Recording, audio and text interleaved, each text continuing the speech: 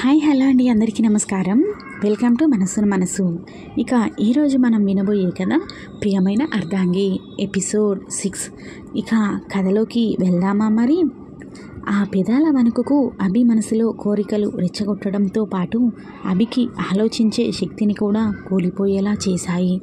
ఆమె అధరాలను అందుకున్నాడు. తెలియలేదు వారిరువురికి గడిచిన సమయం.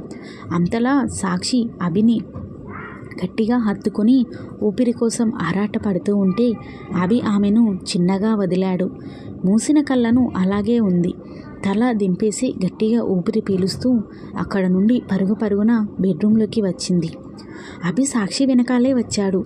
వెనుక నుండి తనని హత్తుకుని మెడ వంపుపై ముద్దు పెడుతుండగానే సాక్షి తనని తాను మైమర్చిపోయింది. ఆ ముడ్డుల్లో గాఢత పెరిగింది. అభి సాక్షి తప్పించుకోకుండా తన కౌగిల్లో బిగించాడు. సాక్షి అంటూ ప్రేమగా తన వైపు తిప్పుకున్నాడు. ఆమె తల దింపేసి ఉండడంతో తన తల ఎత్తి ఆమె కళ్ళల్లోకి చూస్తూ ఆమె పెదాలను అందుకోబోయాడు. ఆమెకి అర్థమయ్యింది ఏదో జరగబోతుంది అని. అది సాక్షికి అంగీకారమైన అభి పూర్తి స్పృహలో లేని సమయం కరెక్ట్ కాదు అని అనిపించింది. వద్దని వారిస్తూ తనని తోసేస్తుంటే అభి మళ్ళీ తనని తన వైపు లాక్కుని నడుంపై తీయని అదరసంతకం చేశాడు. సాక్షికి భయం ఇంకా ఎక్కువైపోయింది. అభికి తను ఏం చేస్తున్నాడు అనేది కంట్రోల్లో లేదు అని అనిపించింది. సాక్షి కూడా అభి చిలిపి పనులకు లొంగిపోతున్నట్టుగా, సాక్షి చేతుల్లో కూడా ఏమీ లేనట్టుగా, పరిస్థితి చేజారిపోతుంది అని పరిస్థితిని చక్కదిద్దాలి అని చూస్తుంది. కానీ అభి తనని వదలడం లేదు. ఆ మైకంలో తను నీలిమలా ఉండడం వల్ల అభి తనకు దగ్గరవుతున్నాడు అనుకుంటుంది.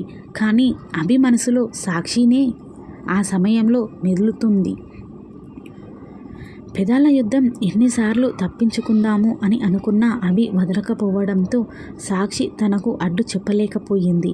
కానీ అది శృతి మించిపోవడంతో అభిని ఫోర్స్గా పక్కకి తోసేసి వాళ్ళ అత్తమ్మ వాళ్ళ బెడ్రూమ్లోకి పరిగెత్తి డోర్ లాక్ చేసుకుంది. అటు అభికి కూడా అర్థమవుతుంది తను ఏం చేశాను అనేది. కానీ సాక్షినే తన మనసులో ఆలోచనలుగా మారింది. ఆ వేళ సాక్షి అన్నాడు డోర్ నాక్ చేసి. సాక్షికి అభి అంత దగ్గరగా రావడం తనను మనస్ఫూర్తిగా దగ్గరగా తీసుకున్నట్టు అనిపించినా తను నీలిమలా ఉండడంతో అభి మత్తులో తనని నీలిమ అనుకుంటున్నాడేమో అనే ఆలోచన. కానీ అభి ఆలోచన వేరుగా ఉంది. తను సాక్షిని ఆ నిమిషంలో కోరుకున్నాడు అని. చాలాసేపు మౌనం రాజ్యమేలింది. చాలాసేపు మౌనం తర్వాత మెల్లగా డోర్ తెచ్చి హాల్లోకి వచ్చి నిలబడింది. అభి సోఫాలో టీవీ చూస్తూ ఉండడంతో అభిని చూసి అక్కడే నుంచుండిపోయింది. అభి సాక్షి దగ్గరికి వచ్చి ఎదురుగా నిల్చుని చూస్తూ ఉన్నాడు. కానీ తను ఏమీ మాట్లాడలేదు. అభి నవ్వుతూ సాక్షి భుజంపై చెయ్యి వేసి సోఫా దగ్గరికి తీసుకుని వచ్చి తనని కూర్చోబెట్టి తన దగ్గరను కింద కూర్చుని సాక్షి మోకాళ్ళపై తల వంచుకుని సాక్షిని చూస్తూ ఊరిస్తున్నాడు. సిగ్గుతో ఎరుపెక్కిన చెంపలు అతన్ని ఇంకా మైకంలో ఉంచేస్తున్నాయి. సాక్షి, నేను తాగాను.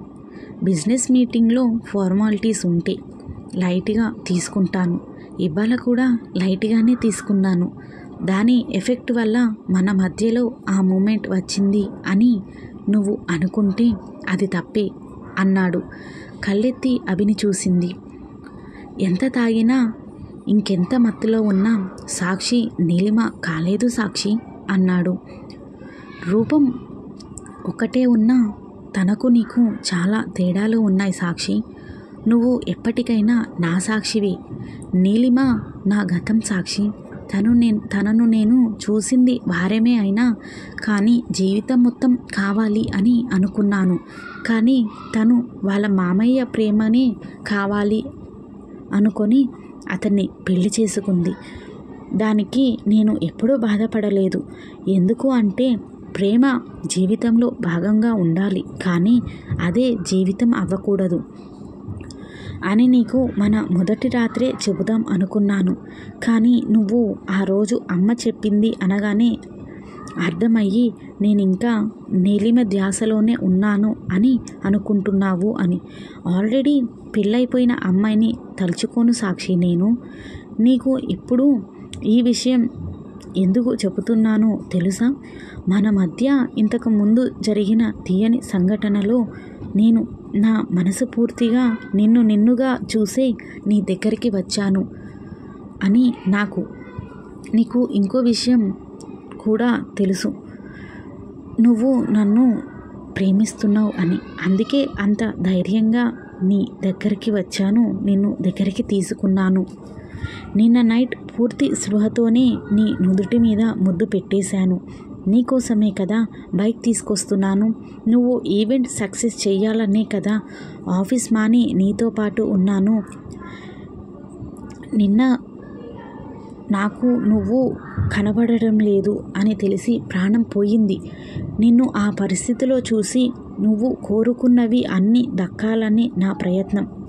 సాక్షి కళ్ళలో నీళ్లు నిండుకోవడంతో అభి తలని ప్రేమగా నిమిరి అభి నుదుటి మీద ముద్దు పెట్టింది సాక్షి. నా కోసమే కదా ఆ కన్నీళ్ళు? కాదు స్వీట్ టియర్స్. అవునా అన్నాడు. ఇంత ప్రేమ ఉంది, నన్ను దగ్గరికి తీసుకోవాలని చూడాలి కానీ నీలిమను వెతకాలి, నాకు దగ్గర చేయాలి అని ఎందుకే ఆరాటపడుతున్నావు? మిమ్మల్ని ఎంత ఇష్టపడ్డాను అంటే మీరు కోరుకున్నది మీకే దక్కాలి అనే అనంత ప్రేమ. అది నీలిమ అయినా ఇంకా వేరే ఏ విషయమైనా. అంటే నీలిమ వస్తే నన్ను వదిలేస్తావా? మీరు సంతోషంగా ఉంటాను అంటే మిమ్మల్నే కాదు లోకాన్ని కూడా వదిలి వెళ్తాను అంది అభి చెంపపై చెయ్యి వేస్తూ. అభి ప్రేమగా ఆ చేతికి చిరుముద్దు పెట్టి అలాగే సాక్షి నడుము చుట్టేసి తన వడ్డిలో నిద్రపోయాడు. కాలింగ్ బెల్ మోగడంతో మెలకువ వచ్చింది సాక్షికి. అభి తన ఒళ్ళో పడుకుని అలాగే నిద్రపోవడంతో తనని పిలిచింది. మళ్ళీ కాలింగ్ బెల్ మోగడంతో అభికి మెలకువ వచ్చి హే ఏంటి ఇక్కడ పడుకున్నాను అన్నాడు. షాక్గా చూసింది తనని. ఎవరు వచ్చారు ఇంత పొద్దున్నే అంటూ లేచి వెళ్ళి డోర్ ఓపెన్ చేయడానికి వెళ్ళాడు. కానీ సాక్షికి అర్థం కాలేదు. తనకు నైట్ తనతో మాట్లాడింది గుర్తుందా, లేకపోతే తాగితే మార్నింగ్ అంతా జరిగింది మర్చిపోతాడా అని. విశ్వనాథ్ గారు కంగారుగా లోపలికి వచ్చి అభి సాక్షి పదండి హాస్పిటల్కి అంటూ ఉన్నారు. ఏమైంది మామయ్య అంటూ విశ్వనాథ్ గారి చేయి పట్టుకుంది. నందనకి పెయిన్స్ వచ్చాయమ్మా, వస్తుంటే దారిలో హాస్పిటల్లోనే అడ్మిట్ చేశాము. మీ అత్తయ్య కంగారు పడుతుంది అక్కడ అనగానే దేవుడి ఇంట్లోకి వెళ్ళి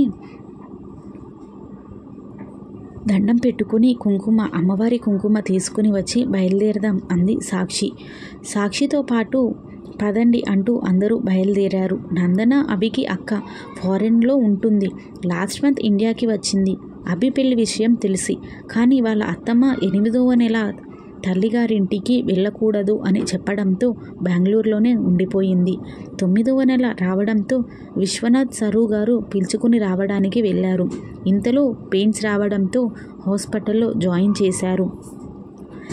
కంగారుగా అందరూ హాస్పిటల్కి వచ్చారు. అప్పటికే నార్మల్ డెలివరీ అయిపోయింది.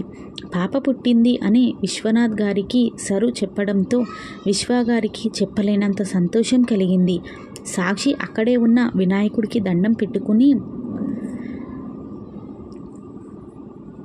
లేదురా చేసేస్తారేమో అంటూ ఏంటి సాక్షి కళ్ళు ఎర్రగా ఉన్నాయి అని నైట్ నిద్రపోలేదా అంది. ఏం లేదు అత్తమ్మ అంది. అభి హాస్పిటల్ బిల్ కట్టేసి వచ్చి పేపర్లన్నీ విశ్వనాథ్ గారికి ఇచ్చాడు. కాసేపటికి నందనను రూమ్కి షిఫ్ట్ చేయడంతో అందరూ తనని చూశారు. సాక్షి అయితే చిన్న పాపను ఎత్తుకుని నేను ఇంటికి రాను అను పోరు పెట్టింది. సరు గారు, ఈ టైంలో నేను ఇక్కడే ఉండిపోతే ఎలా? నందనకు మంచి ఫుడ్ పెడితేనే కదా తనకి బలం అంటూ అభిని సాక్షిని పంపారు. సాక్షి ఫాస్ట్గా ఇంట్లో పనులన్నీ చేసేసి అభికి ఫ్రెష్ అయ్యి వచ్చేలోపు వంట ముగించేసింది. ఇంత ఫాస్ట్గా ఏం చేశావు అన్నాడు అభి టిఫిన్ చేస్తూ. సాక్షి నవ్వుతూ అన్నీ చేశాను. నందన తినవలసినవి మనందరికీ సపరేట్ వండాను. పదండి లేట్ అవుతుంది అని ఫ్రెష్ అయ్యి వచ్చి క్యారేజ్ ప్రిపేర్ చేసింది. హాస్పిటల్కి తీసుకుని బయలుదేరారు. అక్కడ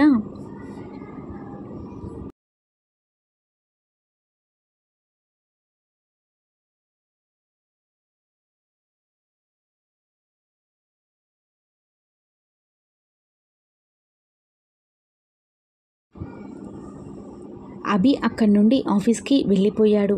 కానీ అభికి సాక్షికి అర్థం కాని విషయం ఏంటి అంటే అభి ఏమో దీనికి రాత్రి అంత చెబితే మళ్ళీ పొద్దునికి వచ్చిందేంటి మామూలు స్థితికి అని అనుకుంది. మరోపక్క సాక్షి తాగిన మత్తులో చెప్పారా నిజంగా చెప్పారా అనుకుంటూ మనసులోనే ఉంది. మరి మార్నింగ్ నుండి ఎందుకు మళ్ళీ సైలెంట్గా ఉన్నారు? ఇద్దరే. హాస్పిటల్లో పాపని ఒక్క నిమిషం కూడా వదలడం లేదు సాక్షి. ఏంటి కాలేజ్కి వెళ్ళవా అని నందన అడిగితే లేదు వదిన, చిన్న బంగారుని వదిలి నేను ఎక్కడికి వెళ్ళను అంది. ఇలా అయితే ఎలా సాక్షి? ఇంటర్నల్స్ ఉన్నాయి అంట కదా, అమ్మ చెప్పింది. పోయి చదువుకో, రేపు ఇంటికి వస్తానుగా.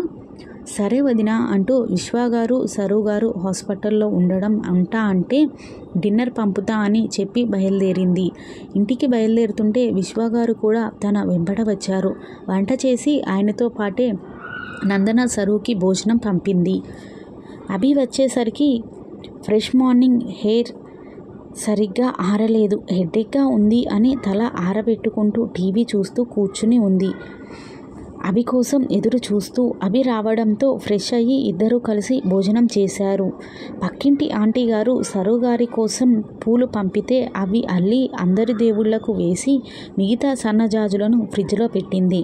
అభి టీవీ చూస్తూ తనని గమనిస్తున్నాడు అని పని ముగించుకుని వాళ్ళ బామ్మతో వీడియో కాల్ మాట్లాడుతూ హెయిర్ వదిలేసినందుకు బామ్మతో చివాట్లు తిని ఫోన్ పెట్టేసి లూజ్గా జడ అల్లేసింది. అభి వర్క్ చేస్తూ తనని గమనిస్తూ ఉండడంతో అది చూసి బాల్కనీలోకి వెళ్ళి బయటకి చూస్తూ నుంచుంది. అభి ల్యాప్టాప్ పక్కన పెట్టేసి తన వెనకే వచ్చి నిల్చున్నాడు. కానీ నిన్నలా తనని హక్ చేసుకోలేకపోయాడు. అభి వెనక ఉండడంతో అలాగే నుంచుండిపోయింది సాక్షి. సడన్గా అభి వెళ్ళడంతో సైలెంట్ అయ్యి ఆయన నిన్న మాట్లాడింది ఆయనకు గుర్తులేనట్టు ఉంది. నేనే ఎక్కువగా ఊహించుకుని ఇదవుతున్నాను అని అనుకుని అక్కడే నిలబడడం ఉండడంతో పాటు పక్కింటి ఆంటీ ఇచ్చిన సన్నజాజులు పూలు తీసుకొచ్చి సాక్షి తలలో పెట్టి తనని వెనుక నుండి హక్ చేసుకోగానే సాక్షికి మాటలు రాలేదు. ఓయ్, నిన్న చెప్పింది గుర్తులేనంత తాగలేదే నేను, కానీ నిన్న ధైర్యంగా లాక్కున్నాను. కానీ ఇవాళ పొద్దున్నుండి నీ దగ్గరికి రావాలి అంటే నువ్వు ఎలా రియాక్ట్ అవుతావో అర్థం కాలేదు. ఇప్పటికీ నీ దగ్గరికి రావడానికి నాకు చాలా ధైర్యం చెప్పుకున్నాను తెలుసా అన్నాడు నవ్వేసి. చాలే అభి, మరీ మీరు నన్ను ఎక్కువ ఆట పట్టిస్తున్నారు అంటూ తనని ముందుకు తిప్పుకొని మీ మేనకోడలు ధ్యాసలో పడి రేపటి నుండి నేను ఒక్కడిని ఉన్నానన్న సంగతే మర్చిపోకండి అంటూ సాక్షి బుగ్గపై పెదాలతో రాస్తూ చెప్పాడు. సాక్షి సిగ్గుపడుతూ బాల్కనీలో నుండి లోపలికి వచ్చేసింది. అని అభిని నిద్ర వస్తుంది పడుకుందాం అని అనగానే చెప్పు, ఎన్ని నాటకాలైనా ఆడతావు నా నుండి తప్పించుకోవడానికి అని అలిగాడు. అభి బంగారం హహహా అంటూ నవ్వేసింది దగ్గరికి వచ్చి. తన బుగ్గపై కిస్ కోసం పడిపోయింది. అనగానే సాక్షి నడుము పట్టుకొని తన ఒళ్ళోకి లాగి లేదు ఇంకా కోపం ఎక్కువైపోయింది అంటూ తన పెదాలను అందుకున్నాడు. తను విడిపించుకొని వెళ్ళబోతూ ఉంటే ఎక్కడికి పోకుండా గట్టిగా పట్టుకున్నాడు. హే ఏమైంది అన్నాడు. టైట్గా సాక్షి ఉండడం చూసి తనని ప్రేమగా దగ్గరికి తీసుకుని, నీ టైం కావాలా సాక్షి? మన మధ్యలో ఎప్పటికీ ఏదీ మారదు. నీ గోల్స్, నీ అంబిషన్స్, నీ ప్రతి కళ నెరవేర్చే బాధ్యత నాది. అది కాదు అభి అంది తల దింపేసి. మరేంటి? ఏదో ఇబ్బంది పడుతున్నావు అన్నాడు చెయ్యి సాక్షి చెంపపై వేసి. బాల్కనీ డోర్ పెట్టలేదు, లైట్స్ ఆఫ్ చేయలేదు అంది అమాయకంగా. హహహా అని నవ్వేసి తనని ఎత్తుకుని బాల్కనీ డోర్ క్లోజ్ చేసి బెడ్పై పడుకోబెట్టి లైట్స్ ఆఫ్ చేసి, ఇప్పుడు భయం పోయిందా అన్నాడు తన నుడితి మీద ముద్దు పెడుతూ. సిగ్గుపడుతూ అభి కౌగిల్లో ఒదిగిపోయింది సాక్షి. ఆ రాత్రిర ఇద్దరి మధ్యలో ఎన్నో జ్ఞాపకాలు మిగిల్చింది. సాక్షిని అస్సలు కదలనివ్వకుండా హక్ చేసుకుని పడుకున్నాడు. మార్నింగ్ అభి లేచేసరికి రూమ్లో సాక్షి లేదు. అన్ని పనులు కంప్లీట్ చేసి ఇడ్లీ చేస్తుంది హాస్పిటల్కి పంపడానికి. అభి రాగానే సిగ్గుపడుతూ తల వంచేసింది. ఓయ్ ఏంటే ఇంత తొందరగా లేచి నన్ను ఒక్కడనే వదిలేశావు రూమ్లో? పాపం చిన్నపిల్లోన్ని దర్చుకోను అనగానే నవ్వేసి అవునవును అంది. హే సాక్షి, సాక్షి అసలు ఏముంది నీలో? నాకు నిన్ను నిమిషం కూడా వదలాలి అని అనిపించనంతగా. వదలండి ప్లీజ్, వెళ్ళండి, ఫ్రెష్ అయ్యి రండి, టిఫిన్ చేసి హాస్పిటల్కి తీసుకుని వెళ్దాం. మళ్ళీ మీ వల్ల నా మేనకోడలు ఇబ్బంది పడాలి అంది.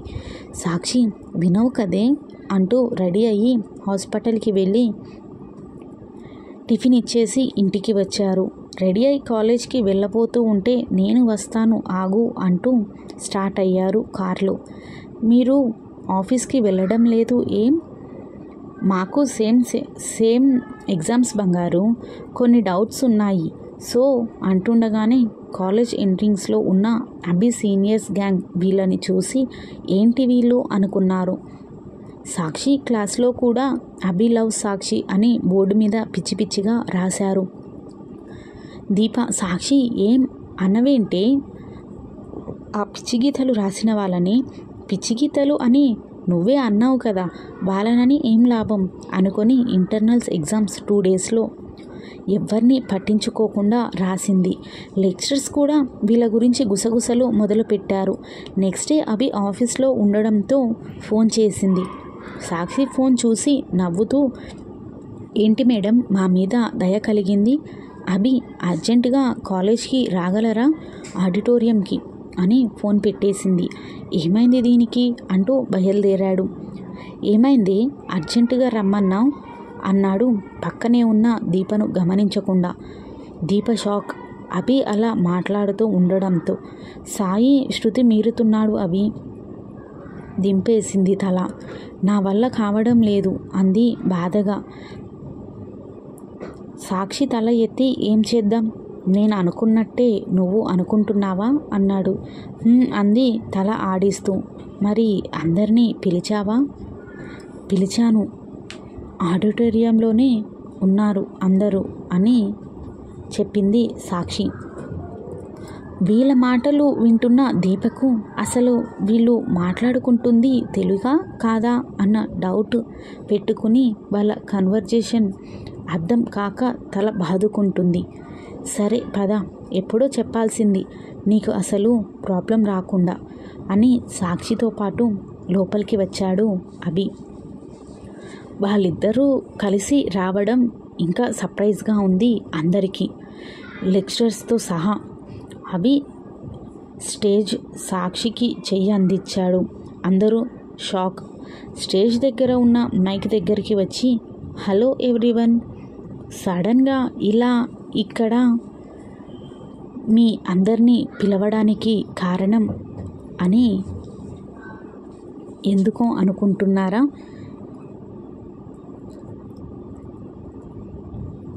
మా గురించి చాలా రూమర్స్ వస్తున్నాయి, దానికి సమాధానం ఇవ్వాలి అనుకుంటున్నాం. తన పేరు సాక్షి, సాక్షి అభిలాష్ అనగానే అందరూ షాక్. ప్రణవి కళ్ళల్లో నీళ్లు కారిపోతున్నాయి. సాయికి కోపం కట్టలు తెంచుకుంది. లెక్చరర్స్ వ్యూస్లు పెరిగిపోయాయి. ఎస్, తను నా వైఫ్ సాక్షి, సాక్షి అభిలాష్. కాలేజ్ లైఫ్ ఎంజాయ్ చేయని అని నేనే ఎవ్వరికీ చెప్పవద్దు అన్నాను. బట్ మాకు మీరు ఫ్రీగా ఇచ్చే పబ్లిసిటీ అవసరం లేదు. బికాస్ మీ తల్లిదండ్రుల మధ్యలో ఉండే బంధమే మా మధ్యలో కూడా ఉంది. సో ఈరోజు కూడా తను కొంతమంది వల్ల చాలా డిస్టర్బ్ అయ్యింది. అందుకనే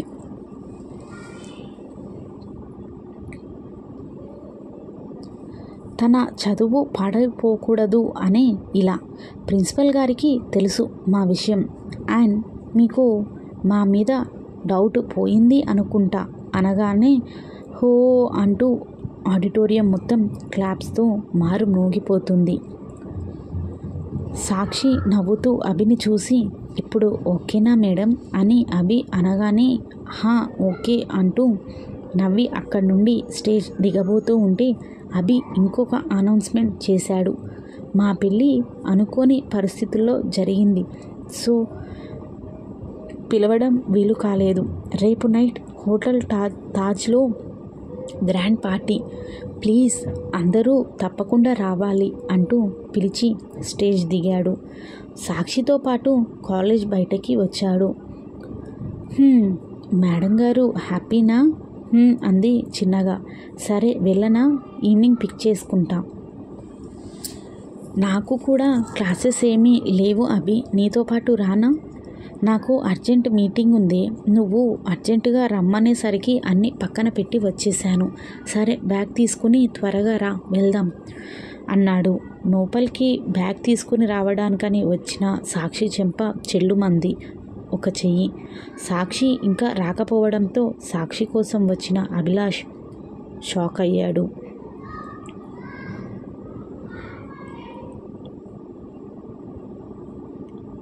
ఇంకా స్టోరీ ఉంది ఫ్రెండ్స్.